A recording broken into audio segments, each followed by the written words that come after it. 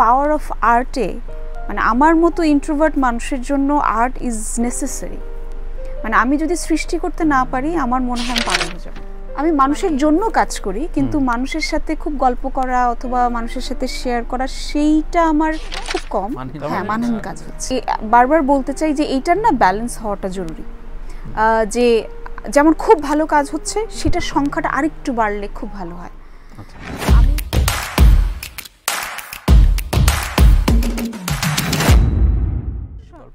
আমার মনে হয় সবচেয়ে বেশি শক্তি প্রথমে মনে হয় যে আরেকটা মানুষ দেয়, কিন্তু আপনি একটা সময় পার হয়ে যাওয়ার পর বুঝতে পারবেন আপনি নিজেকেই নিজে শক্তিটা দিচ্ছিলেন আসলে।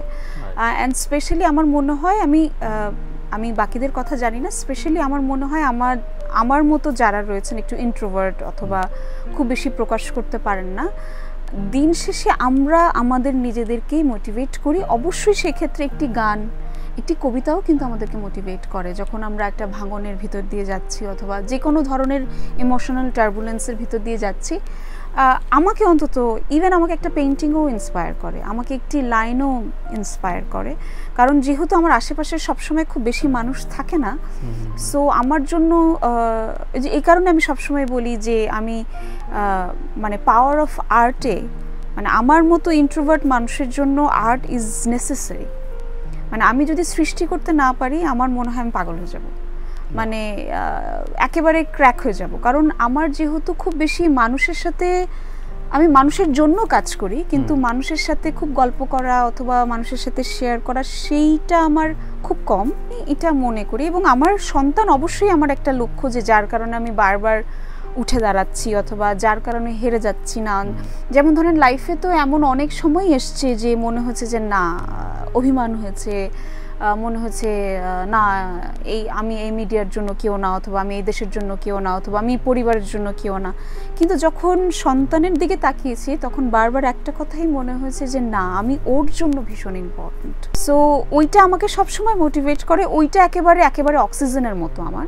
কিন্তু বাকি যে আপনি আমাকে যা দেখছেন সেটা আমি মনে করি অবশ্যই আমার বাবা মায়ের অনুপ্রেরণা তো আছেই, কিন্তু সেইটা এখন যে আমি নিজেকে বলতে পারি যে বন্ধুবান্ধব থাকে, কিন্তু দিন শেষে কতক্ষণ, তাদেরও তো নিজস্ব জীবন রয়েছে, রাইট? এটা না আমার কাছে মনে হয় কি যে আমি যে ধরনের অথবা উনি যে ধরনের, আমরা খুবই এই ব্যাপারটাতে আমাদের খুব তাড়াহুড়ো কোনো ছিল না, অথবা বিষয়টা এরকম না যে ওয়ান ফাইন ডে আমাদের একটা ঝগড়া হলো, আমরা মনে হলো যে মারামারি ফাটাফাটি করে তুমি আমি না, একদমই না। যেহেতু আমরা দুজন খুবই, সেও খুবই ইন্ট্রোভার্ট, আমিও খুবই ইন্ট্রোভার্ট, আমাদের দুজনেরই খুবই মিউচুয়াল কথা বলে আমরা অনেক সময়, বাট যদি ওটা থাকতো তাহলে আমরা কিন্তু একেবারেই এখন বন্ধুর মতো।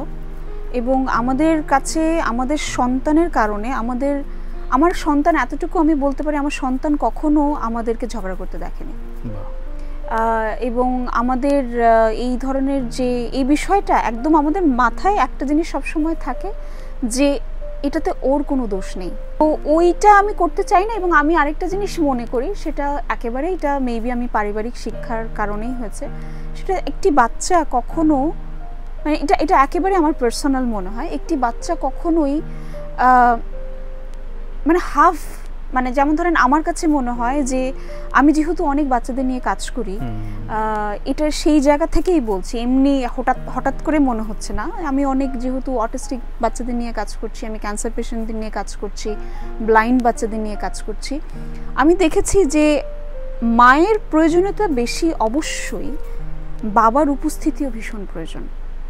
না হলে একটি বাচ্চার ভেতরে, আমি হয়তোবা মনে করছি যে না, আমার সন্তানের জন্য কারো প্রয়োজন নেই, অন্তত আমি মনে করি দাদা নানি চাচা ফুপু সব কিছুর প্রয়োজন আছে। এখানে আমি কোনো অভিজ্ঞতাকেই, প্রত্যেকটা অভিজ্ঞতা আমাকে আসলে এনরিচ করেছে। এবং আমি ডিসিশন নিতে, যখন আসলে এটা প্রকৃতি আসলে অ্যালার্ম দেয় যে তোমার এখন আসলে এদিকটা যাওয়া উচিত, তোমার নদীটা এখন এদিকে যাওয়া উচিত, তো আমি আসলে যেইভাবে অভিনয়টাকে ভালোবাসি অথবা যেইভাবে নিজেকে তৈরি করি, সেইটা আসলে এক ঘন্টার নাটকে মানে আমার খুব মন ভরে না টকশোতে বলার জন্য। আসলেই তাই, কারণ আমি একটা জিনিস মনে করি, যদি আমি অনেক বেশি ভার নিয়ে ফেলি তাহলে না আমি সামনে আগাতে পারবো না।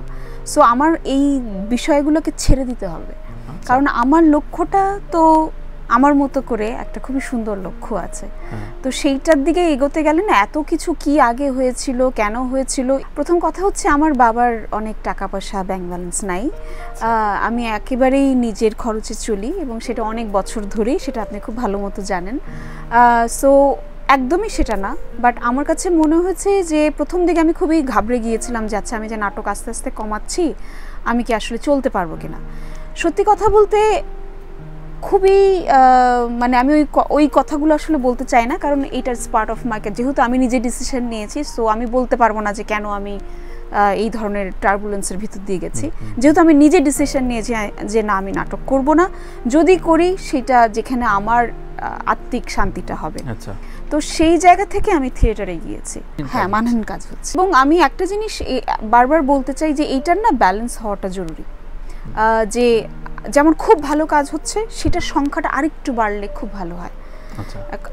আমি ওটিটি নিয়ে ভীষণ আশাবাদী, কারণ আমাদের ওটিটিতে আমরা যেসব সাবজেক্ট নিয়ে কাজ করছি, যেসব আর্টিস্টদের নিয়ে কাজ করছি এবং নবীন নির্মাতারা যেই ধরনের চ্যালেঞ্জ নিচ্ছে, এটা কিন্তু দারুণ একটা ব্যাপার। এবং আমি নবীন নির্মাতাদের নিয়ে ভীষণ আশাবাদী, এটার কারণ হচ্ছে যে আমি তাদের সাথে কাজ করছি তা নয়, তারা কিন্তু আমাদের বিভিন্ন ভালো ভালো ফিল্ম এখন কিন্তু বিশ্ব দরবারে যাচ্ছে এবং সেগুলো আমি দেখেছি এবং সেখানে কিছু কিছু কাজে আমার কাজ করার অভিজ্ঞতা রয়েছে। মানে তারা না কাজটাকে ভালোবাসে। অবশ্যই অর্থের প্রয়োজন, কিন্তু নিজের আত্মিক শান্তিটাও প্রয়োজন। আমি হয়তোবা সেটাকে বেশি প্রাধান্য দিচ্ছি, কিন্তু যারা দিচ্ছে না তাদেরকেও আমি কোনোভাবেই জাজ করতে চাই না। আমরা ওভারঅল ভাবতে পারি না আজকাল, কমিউনিটির কথাটা ভাবতে পারি না। কমিউনিটি যদি আমরা ভাবতে পারি তখন কিন্তু আমার ব্যবসার সাথে সাথে তখন আমি আমার দায়িত্ববোধটাও বুঝে যাব যে কিছু সিনেমা আমার কিন্তু অবশ্যই দর্শককে এমন সময়ে দেখানো, নিমন্ত্রণটা করতে হবে যারা যাতে এই সিনেমাটা দেখে কিছু একটা নিয়ে বাড়ি ফিরে, এবং যারা কিনা ভিন্ন ধরনের সিনেমা, মানে ধরেন কমার্শিয়াল এলিমেন্ট না, যেমন ধরেন শ্যামাকাব্য একটা দুর্দান্ত সিনেমা, তো এই সিনেমাটাকে প্রমোট করার দায়িত্বটাও কিন্তু আমাদের। একজন ডিরেক্টর যেমন তার স্বপ্ন নিয়ে এটা বানাচ্ছেন, মানে এটা না একটা ধরেন একটা কমিউনিটি হতে হবে যে ঠিক আছে আমি যেমন ব্যবসাটাও করব, সেই সাথে আমি এমন কিছু কাজ করব যাতে আমাদের সিনেমাটার, দেখেন একটা ইন্ডাস্ট্রি দাঁড়াতে গেলে শুধুমাত্র দুটো সিনেমা দিয়ে তো হবে না, আমাদের তো ভিন্ন ধরনের সিনেমাটা তৈরি করতে হবে। আজকে যদি আমরা কোরিয়ান ফিল্ম ইন্ডাস্ট্রির দিকে তাকাই, ইরানিয়ান ফিল্ম ইন্ডাস্ট্রির দিকে তাকাই, তারা কিন্তু তাদের একটা ল্যাঙ্গুয়েজ তৈরি করেছে। সেইটার জন্য কি শুধুমাত্র একটা ডিরেক্টর শুধু বানিয়েছে না, সেরকমভাবে তো মানে হল মালিকদেরকেও সেই সিনেমাটা দেখাতে হয়েছে। তা এই যে একটা চেঞ্জ, মানে প্যাটার্ন অফ মানে চিন্তাধারা, সেইটাকে আসলে আমাদের সকলেরকে একসাথে ভাবতে হবে যে আমি অবশ্যই কমার্সটা ভাববো, কমার্স বাদ দিয়ে সিনেমা নয়, কারণ আমাকে টাকাটা উঠিয়ে আনতে হবে, কিন্তু সেই সাথে আমার সেই সিনেমাগুলোকেও দর্শকের সামনে এমনভাবে উপস্থাপন করতে হবে তারা যাতে এই ধরনের সিনেমা দেখতে অভ্যস্ত হয়। তখনই কিন্তু আরেকটি দেয়ালের দেশ হবে, আরেকটি শ্যামাকাব্য হবে, আরেকটি মেঘনা কন্যা হবে। দেখেন আমরা না চেঞ্জ মানতে চাই না, সেই কারণেই কিন্তু যে বলে আমরা আমাদের সময় একটা বিষয় রয়েছে না, আমাদের সময় তো আর এখনকার সময় না। তো সেই সময়টাকে আপনি যদি মানটা ঠিক রেখে সময়ের সাথে এগিয়ে না যেতে পারেন, অথবা নিজের প্রসেসিংটা, ধরেন আমি ভাতটাই রাঁধবো কিন্তু ধরেন আমার একটু পরে কাজ আছে, সেটা হয়তো আমি ভাতটা অন্যভাবে চাপিয়ে দেবো, হ্যাঁ, তো সেটা হয়তো রাইস কুকারে দিয়ে দেবো, কিন্তু আমি ভাতটা রাঁধবো। তো এই যে থট প্রসেসের একটু চেঞ্জ আনা, এটা খুব জরুরি। আমি ধরেন ফুয়াদের একটা সিনেমা করেছিলাম সালভেশন অফ ট্রি, অথবা গোলাম রাব্বানি সুরত, মানে সেগুলো সবই শর্ট ফিল্ম, কিন্তু তারা 30 মিনিটে যেই পরিমাণ ডেডিকেশন এবং যেই ধরনের প্যাটার্ন অফ গল্প নিয়ে আসে, সেটা আমাকে ভীষণভাবে অনুপ্রাণিত করেছে।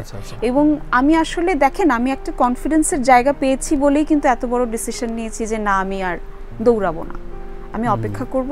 আমি এইটা মানে দেখতে পাচ্ছি যে এটা খুব দূরে নয়, যে রেহনা মরিয়ম নূরের পরে আমাদের ছবিও যাবে, খুব বেশি সেটা দূরে নয়। এবং আমি যাদের সাথে কাজ করছি এভাবে ডিল করছে এবং যেভাবে টিম কাজ করছে এবং তারা, তো আমি খুবই কৃতজ্ঞ যে এই ধরনের চরিত্রগুলোতে আমাকে ভাবা হচ্ছে, যে আমি যেহেতু সেই রকম একটা ডুব দিতে পারি বলেই হয়তোবা ডিরেক্টররা আমাকে ভাবেন। আমি নুহাসের আরেকটি কাজ করতে যাচ্ছি, সো আমি খুবই এক্সাইটেড নুহাসের কাজটি নিয়ে। নুহাসের আমি পেট কাটা শও আগেও করেছি। ও যেভাবে ডিল করে, ও যেভাবে গল্পটা বলতে চায়, অথবা যেভাবে আমাদের সাথে বসে শুটিংয়ের আগে রিহার্সাল করা, মানে এই প্রসেসটাই আমার কাছে ভীষণ স্বাস্থ্যকর মনে হয়।